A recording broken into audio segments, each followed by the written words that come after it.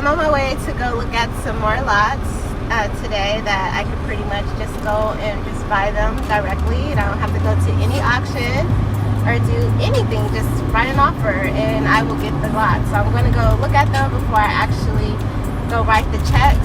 And for you realtors out there, you can create your own inventory and make money. How about that?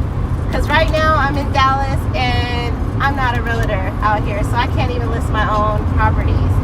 So if you are wanting to create more inventory and have close more deals, click the link below and I'm going to show you how you can create your own inventory and double in a deal and make money on top of that. Did I just give you 3 streams of income? Yes, 3 streams of income. Or you can just keep it, buy it, hold it, whatever you want.